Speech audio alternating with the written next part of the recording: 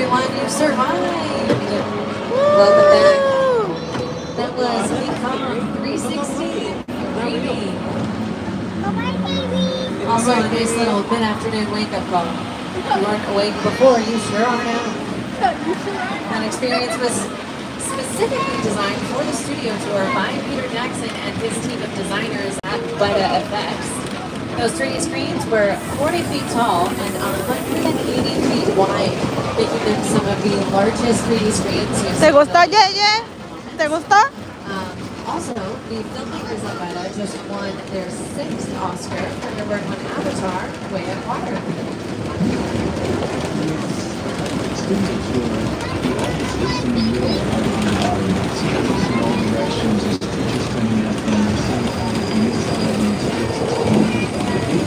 Sí, mi amor.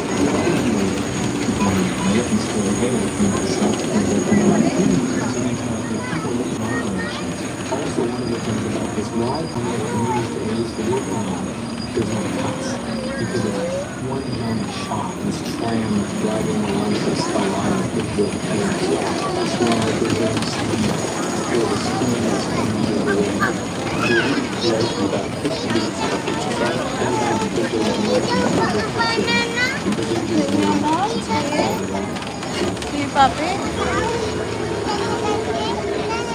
Sí, mi amor. So I'm sure you saw back in King Kong, there was a section of our tram that got torn off and then was featured on screen as it swung away into the jungle. And that makes our tram what we like to call a picture car. So a picture car is any vehicle that is featured in a film or a television series as a part of the story. It could be a car that a character drives, or it can help set the time period. Any of that makes it a picture car. And if you've seen a Universal film in the last 50 years or so, I am sure that there is a picture car that you're probably going to recognize in this collection that we're going to show you right Hi, now. baby. Tus glasses? My favorite in this collection is Mira, this bebés. Mira, convertible ¿qué es ahí? from Back to the Future. ¿Qué es ahí? Yes, it does still smell like manure despite our best efforts. Also, the flying cars from Back to the Future too. I mean, according to that movie, you're supposed to have them way back in 2015. Ah, Picapedras. So if anybody has a lead on a flying car, personally, I would really like to have one. Got a couple vehicles from the Jordan Peele cinematic universe. One of my favorite filmmakers, and there's a little bit more Jordan Peele to show you a little bit later on the tour, so got that to look forward to. And a lot of those picture cars made out of certain materials, like that tank that we see from Transformers, not actually made out of metal. Most of the siding is from made out of plywood, because plywood is a whole lot lighter than corrugated metal, and Transformers filmed a lot on location, so it made those vehicles a little bit easier to transport. On your right-hand side is one of these self-driving Jeeps from the Jurassic Park franchise. That one was actually seen in Jurassic World, but y'all, the original Jurassic Park just turned 30 years old this year. So, celebrating that, we have to show you more Jurassic Park. A ver. To Jurassic Park. You are now surrounded by props and picture cars from the Jurassic Park franchise. Most of these are from Jurassic Park 2, The Lost World. On your left is the InGen Mobile Laboratory, and on your right are cages that are not supposed to be empty. Usually they have dinosaurs in them. Oh boy. Okay, well.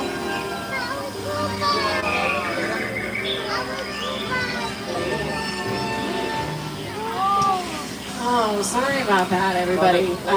Those Dilophosaurus learned how to pick the locks on their cages a couple months ago. It has been chaos out here ever since. Clever girls.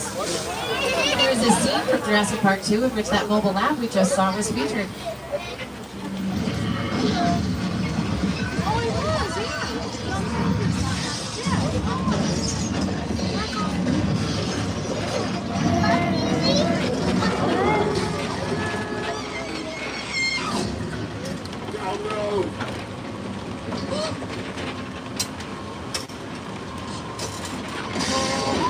la lluvia, esa es que bonita, ¿te acuerdas?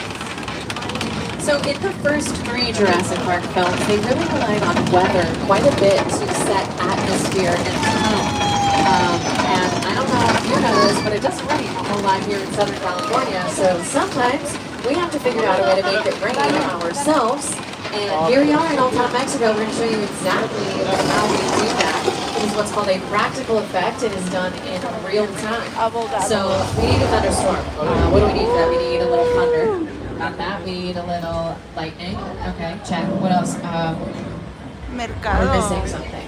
Rain. There we go. So we install sprinkler systems that spray water straight up into the air and then it falls down in whatever rain pattern that we happen to need for the day. That way we have rain when the director says action, and then when they say cut, we don't. It just gives us a little bit more control over the effect, so we can make it rain as hard or as light as we need it to. Because rain for a romantic comedy feels a little bit different than rain for a disaster movie, like this one. It's been raining for far too long, my friends. Uh-oh. Oh, what? Ah! Ah! That is the famous Universal Flash flood as seen in Big Fat Liar starring Paul Giamatti. Nope, that's not it. That's Jurassic Park. It's this one here. Woo!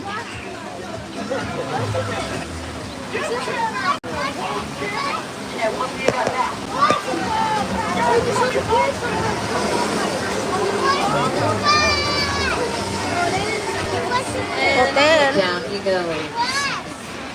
Old Town Mexico has often been seen in Indiana Jones, The Kingdom of the Crystal Skull. Let's see, Big Fat Liar, like you just saw. Also, Lady Gaga's music video for her song Judas, as well as Nacho Libre, starring Jack Black, The Three Amigos. It's been seen in the series Picard from the Star Trek universe as the planet Vashti. So many things. But here we are in our Western sets. These are called 6 Points. These are some of our oldest and most historic sets that we have here on the lot. This blue saloon on your left-hand side that we're about to pass was seen in Quentin Tarantino's Once Upon a Time in Hollywood. Also, the series Quantum Leap on NBC has used these sets pretty extensively. If you have a show about time travel, gotta go back to the Old West. But back in the day, during the silent film era, our silent westerns were kind of our bread and butter here at Universal. In fact, these sets are called 6 Points because there used to be 6 roads that would converge onto a singular point, and that allowed us, because we weren't rolling any sound, to film up to 6 westerns at the same time. We would actually invite audiences to come and sit on top of the dressing rooms and watch those silent films being made to kind of give the actors a little energy, lots of cheering, lots of booing. But then the talkies were invented, so we don't do that anymore. I think that if we still had audiences on the lot cheering with every take, all the sound mixers would just quit.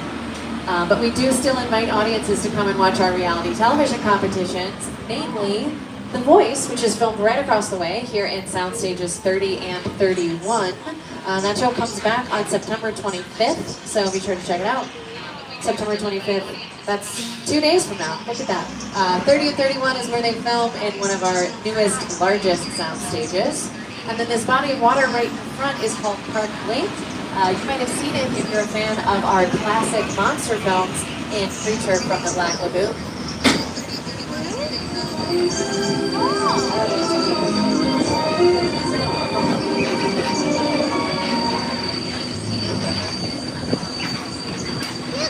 So we are also known for our classic monster movies like Creature from the Black Lagoon, also Frankenstein starring Boris Karloff and Dracula starring Bela Lugosi. And those monster movies, a lot of them were filmed right behind me in our sets called Little Europe.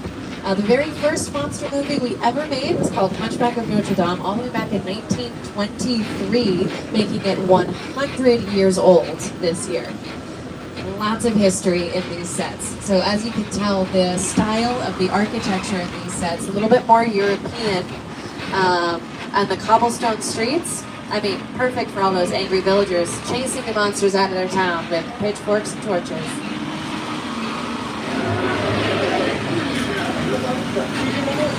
But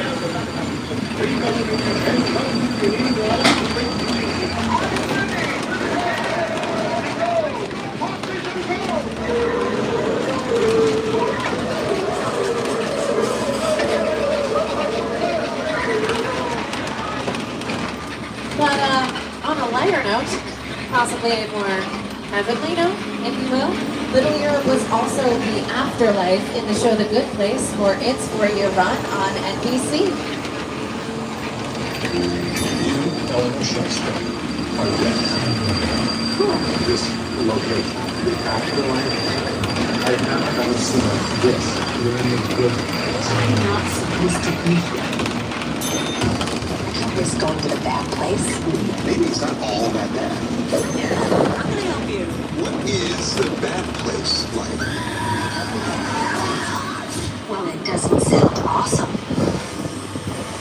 So, yeah, the afterlife. Just drove through it.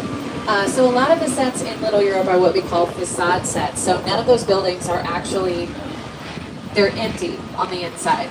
And that way we only use them for exterior shots. But then this house we're driving past right on your left is called the Denver House. This is what we call a practical set. So we can use it for exterior shots, but on the inside, it looks like a house. So we can use it for interior shots as well. So we have a mix of those sets sprinkled throughout the backlot: interior, exterior, facade, practical. All right, my friends, we're just about halfway through our tour.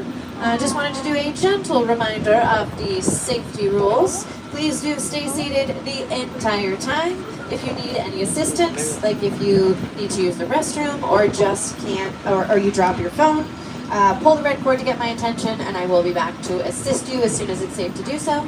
Otherwise, please stay seated the entire time.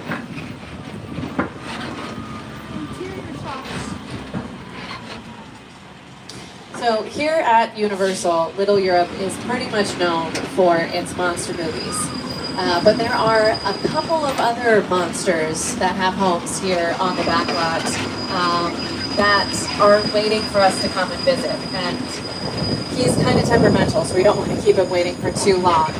Also, it just turned fall, but it's still warm enough to go to the beach. So I think we're going to take a trip to Amity Island, home to Jaws, directed by Steven Spielberg, released in 1975. Oh, yeah.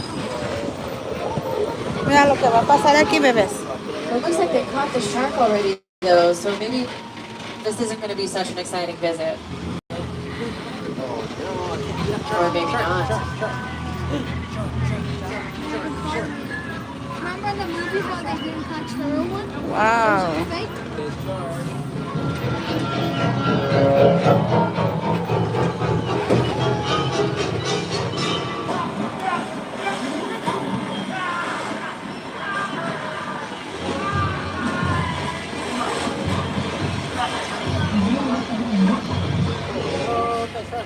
Okay, so clearly not a casual, relaxing beach visit at all.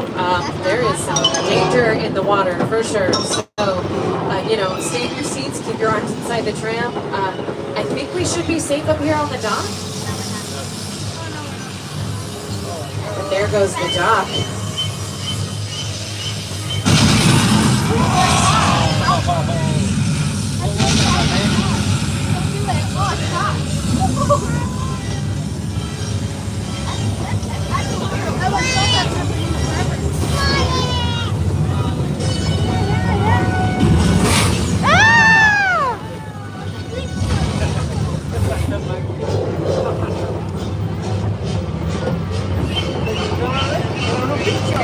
Not to worry, my friends. That is just ¿Qué miraron, amores? a mechanical shark ¿Un popping up shark? and saying hello. ¿Estaba grande? This actually went Muy grande. Spielberg's lawyer. Muy, muy. No pasa nada, Mateo. The shark. No. There were actually 4 different versions of the mechanical shark during the filming of Jaws, all of them named Bruce, and all of them never worked. In fact, the shark was such an issue that it added about 100 days to the production schedule and about $1 million to the budget, which back in 1975 was a lot of money.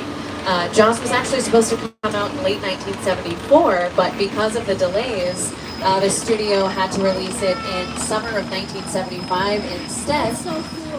But it was such a huge hit that it became the very first summer blockbuster of all time and started the trend of the summer blockbuster. So you have Steven Spielberg and Bruce to thank for big summertime movie releases. So we're going to leave Amity Island behind, heading into the residential section of our back lot. First up is Elm Street. Just kidding, it's the good Elm Street, it's not the bad Elm Street. Lots of TV is filmed down here in this cul-de-sac. Episodes of Key and Peele, The Mindy Project, Drunk History. Also the yellow house with the green roof on the corner was Boo Radley's house in To Kill a Mockingbird. Not the actual filming location, but that was the house that was used. And on your right is the Chicken Ranch. That is a set that was built inside Soundstage 12 for The Best Little Whorehouse in Texas, starring Dolly Parton. And then we picked it up, moved it out here to the back lot where it is sat ever since. Another great example of a practical set. Also, if you are a horror movie fan, it was the house in House of a Thousand Corpses, directed by the one and only Rob Zombie. And as we turn the corner, we're going to turn on to probably the most recognizable street here in the residential section of the back lot. You might recognize it as Wisteria Lane from all 8 seasons of Desperate Housewives on ABC.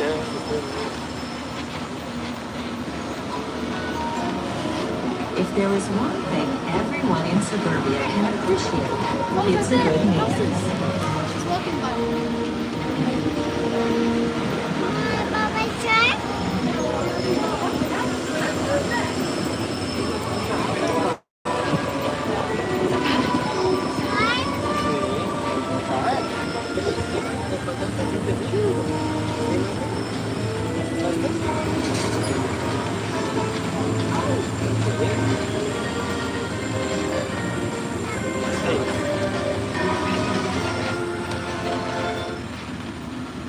But more recently, Colonial Street has been seen in the show Never Have I Ever on Netflix, a Universal Television production produced by Mindy Kaling and starring Maitrey Ramakrishnan and Darren Barnett. So this was Davy's neighborhood in that show. All 4 seasons are available to stream on Netflix. It is a really good time if you haven't seen it. Davy's house is going to be coming up on our right in just a couple minutes. It's a yellow house. The number is 1433. So if you're a fan of the show, keep your eyes peeled for that. You might be asking, well, why do you just have a neighborhood here on the lot when Universal is literally surrounded by neighborhoods? And that's a really good question.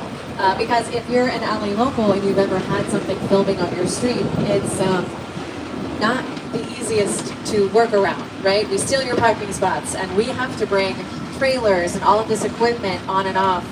So when we have a neighborhood here on our lot, whenever we need to film those neighborhood scenes, everything is already here and it just saves us a lot of time and money, and also we don't have to steal your parking spaces.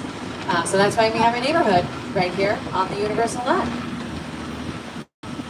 All right, y'all, we're just about 15 minutes from the end of the tour. Where has the time gone? We will be returning to the theme park shortly. Just a reminder, please stay seated for the entire tour. Pull the red cord if you need any assistance. But otherwise, you're stuck with me for just a little bit longer. So this next stretch of road that we are driving up is named for everything that you see surrounding you. It's a whole lot of nothing. Welcome to Wilderness Road. It's about a 60-acre section of our back lot that we keep intentionally looking like the woods and the wilderness, because sometimes we might need to film a scene where a character looks like they are in fact in the middle of nowhere. And I don't know if you've been to the middle of nowhere, but they don't have bathrooms, so when we film those scenes here on the lot, we don't have to leave the modern conveniences we know and love behind. If you've ever seen the movie Bird Box, starring Sandra Bullock on Netflix, scenes from that movie filmed right here on Wilderness Road. It was just up the hill to your left. One of her campsites was up there. And then also in season 2 of the show 911, starring Angela Bassett, we filmed a really big limousine car crash right here on this road. But speaking of cars, that are probably in a little bit better shape than the limo we crashed, we've got another section of picture cars. This part is also set up for Halloween Horror Nights, so if you're a fan of Halloween Horror Nights, be sure and come back and see if you can survive the backlot mazes. First up is our friend Bumblebee on your right. It is his day off. And if there is any franchise that has picture cars, it's the Fast and Furious franchise. Fast 10 is actually streaming right now on Peacock, so if you missed it when it came to theaters, you can see it at home on the small screen. Or if you just want to see it again.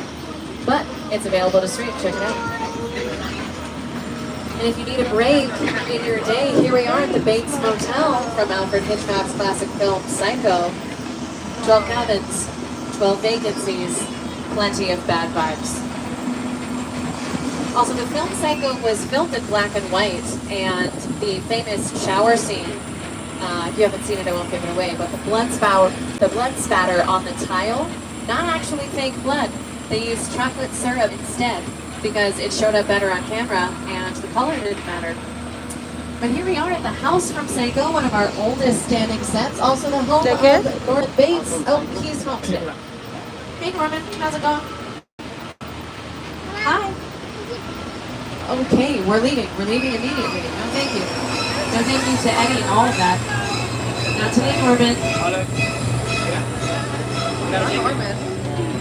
And going from one of our oldest standing sets to one of our largest, this is the airplane crash site set from War of the Worlds.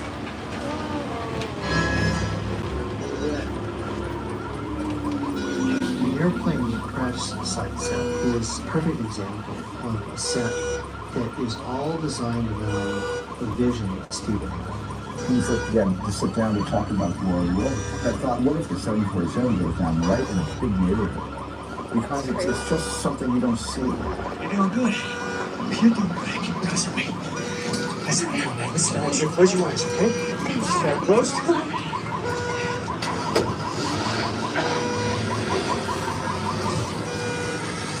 Robbie, get in. Get in. Just like a teenager. Fight with your dad later, Robbie. An airplane just crashed.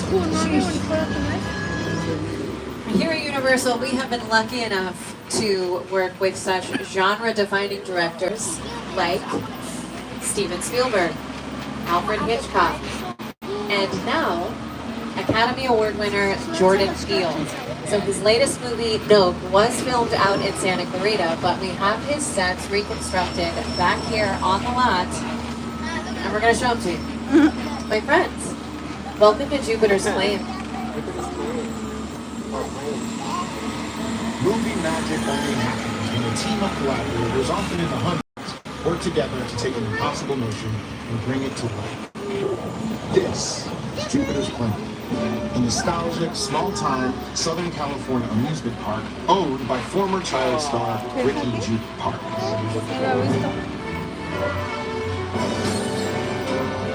Over there, look into the winking well and have your picture taken just like the kids in that old 90s movie. That's what this whole place is loosely based on. Remember that one? No? But a little further down, you can see the brand new Star Lasso experience. Built to showcase an unbelievable new live show. It's not looking so live.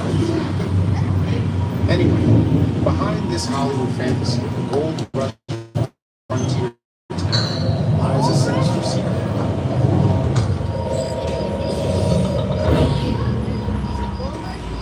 Welcome to the world of No.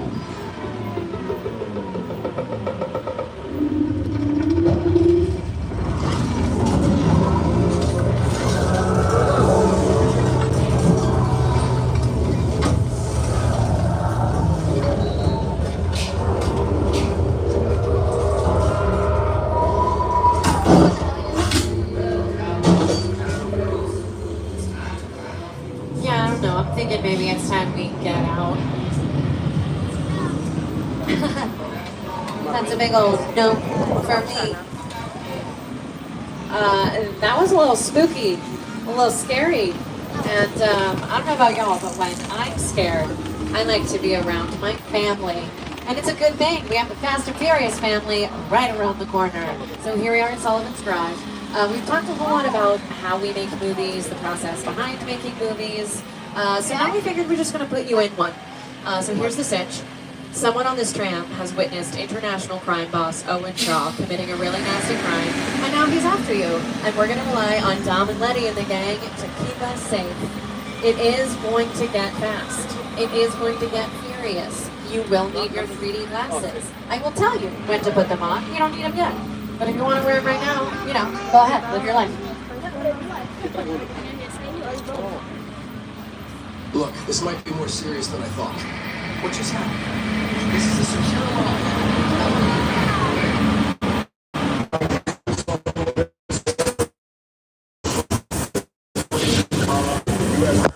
Security service. And as of 16.9 seconds ago, I'm the man in charge. His name is Roman Pierce. He's a nation. My buddy Hobbs asked us to stash you Shaw for a while. Brought you in our secret spot. Alright, look guys, we're gonna keep Shaw from finding you. But to keep you safe, we need your help. We don't want the syndicate tracking us. So put away your cameras and turn off your cell phones. One flash or one ringtone will give us away. This is real serious.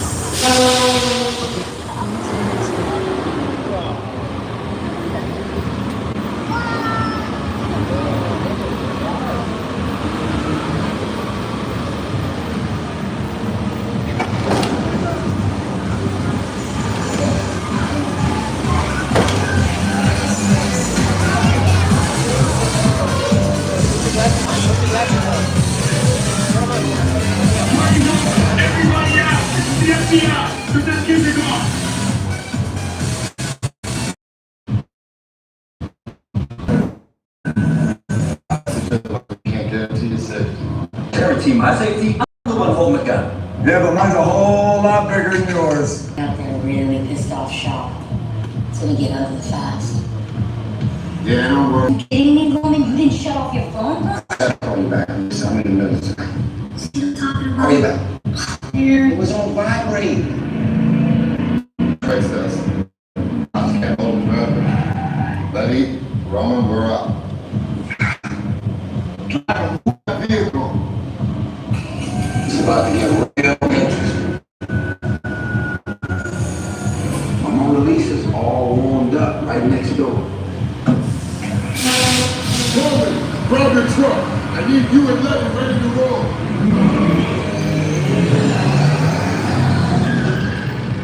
Alright, y'all, 3D glasses on. Hang on tight.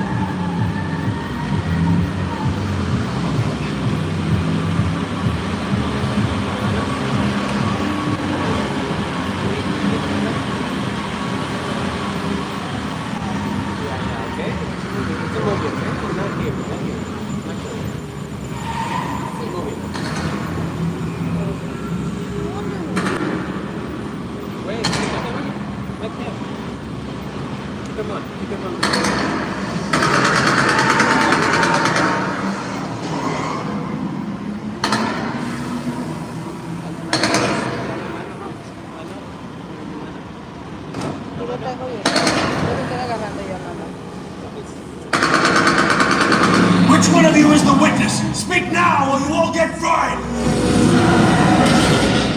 This is our turn. After them! Okay, guys, it's showtime. Open it up. This thing ain't moving fast enough. Roman, Letty, hook him up. I got the bull by the horn! Now we're moving. Dad, look out!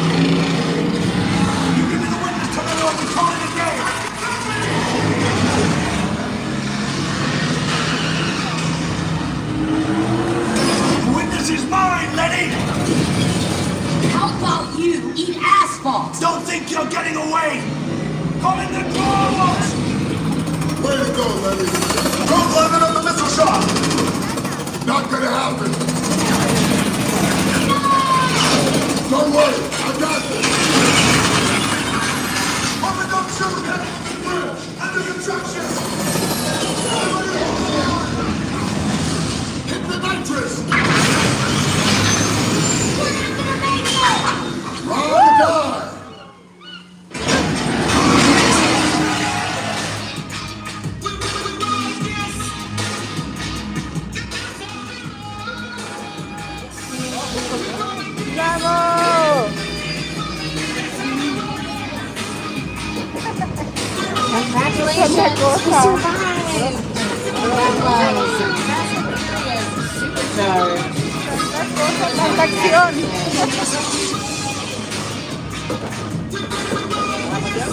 Good job, everybody. You got that focus and you can resume breathing. It was crazy out there. No, Mona Lisa got messed up a little bit, but it's all good. We got through it. Y'all held us down. Appreciate it. They say the bigger the family, the stronger it is. Woo! Good out there. And you're welcome to join our crew anytime. A personal invitation from Vin Diesel. I mean, Mira, can't get any better than that. era una movie. Ajá, An exciting una conclusion. movie. Our studio tour has come to an end for the day. Thank you so much for joining us. It's been an absolute pleasure to have you on board. Want to give a very special thank you to our annual pass holders. Thanks for